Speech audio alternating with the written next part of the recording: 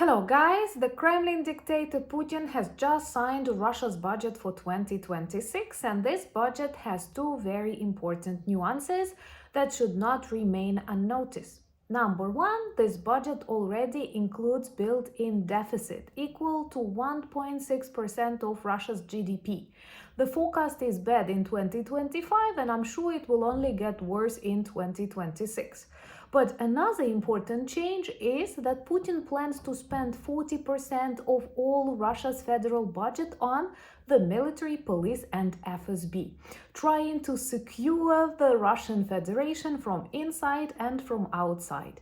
Yes, now they do need to secure themselves from outside.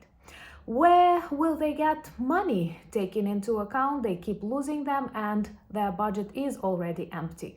Putin hopes that the Russians will pay for that because they actually keep increasing the taxes, and he also signed a law that makes Russia's VAT 22% and actually lowers the threshold for those entrepreneurs that must pay VAT.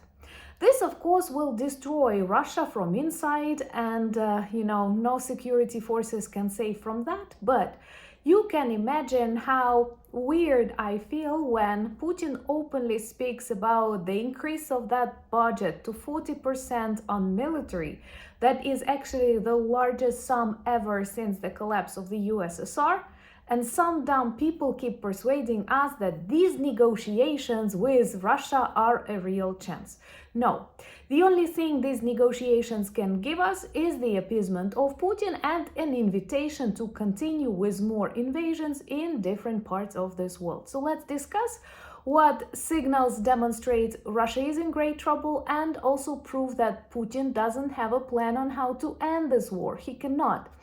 My name is Anna, I'm from Ukraine, I'm in Ukraine, and if you want to see the defeat and demilitarization of Russia, that, trust me, is the only working peace plan, subscribe and share these videos to spread the truth. So Putin has just signed Russia's budget for 2026, and for the first time in the history of the Russian Federation, after the collapse of the USSR, it includes 40% of expenditures on various military services and special services. This includes, of course, the Russian army, Russian FSB, and Russian police. He speaks about the need to protect the country. Of course, now that need only keeps growing. When in 2022 he wanted to whitewash the attack on Ukraine as a way to protect Russia, it was total BS. But now that is the reality, because indeed dozens of Russian regions are in active war zone with explosions, detonations on military sites, with no-fly zones, with air raid alerts, and many more to come. But this 40% of the federal budget of Russia that they plan to spend on military, police, and FSB proves that nobody plans to end this war, nobody plans a ceasefire.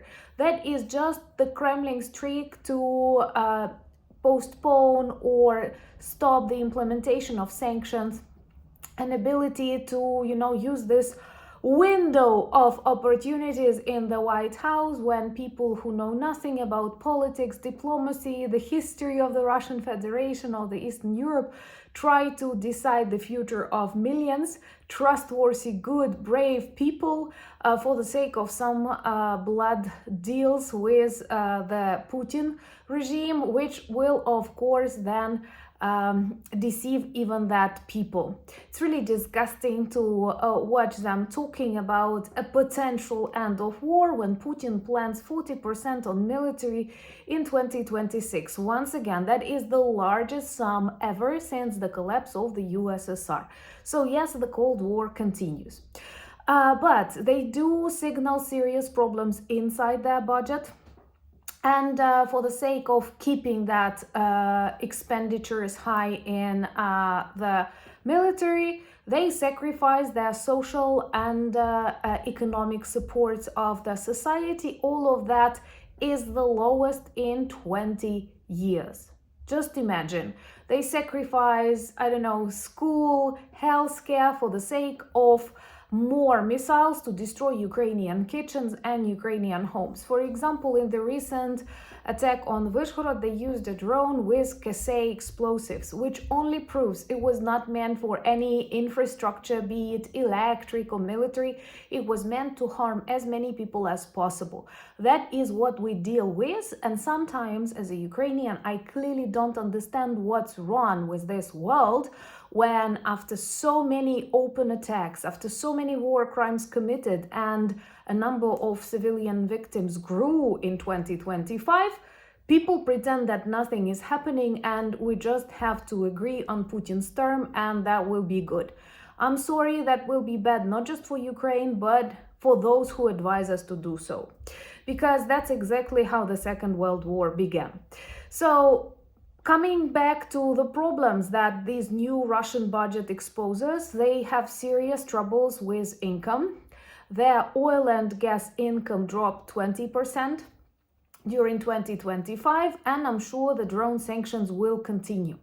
So to solve that problem, to solve the need of money for, once again, missiles and drones that will target Ukrainian schools, they take away money from the Russian schools, from the Russian hospitals, from the ordinary Russians. And many inside Russia, those apolitical people, start saying that we are paying for this war. I do not expect any serious, protests coming, but Putin may finally reach the bottom when he won't have money to pay his war criminals in the army. And my new video on Anna Danilchuk channel dives deep into this really difficult but important topic about the money that Russia does not have for their army. And they plan to keep increasing taxes. I've mentioned a number of times the plan to increase VAT. It was 20 in Russia, now in 2026 it will be 22, but most importantly, more and more small businesses will have to pay it. The threshold was 50 million, now it is 10. So this will literally ruin hundreds of thousands of such businesses, and I don't know what will happen to these people. Will they leave Russia? Will they, join the Russian army and disappear on the front lines? But the future for them looks pretty miserable. What is more pathetic and perhaps will be quite difficult for you to imagine in your healthy democracies, Putin plans a tax, a technical fee on laptops and phones, and literally like every technology, every gadget that you're buying, you will have to give Putin money to kill Ukrainian children. That is insane, and it has to be stopped, and the only way to stop it is to defeat and demilitarize Russia. Please subscribe to demonstrate your solidarity. I kind of need it now, because during this week alone, what we observe, Putin openly demonstrates that he doesn't want Ukrainian territories, he doesn't want access to anything. All he wants is to destroy Ukraine and our nation. He speaks in his address that it's okay for him to fight until the last Ukrainian. There are videos fixing that.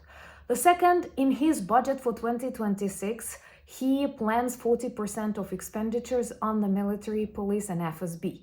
That is the largest amount planned since the collapse of the USSR.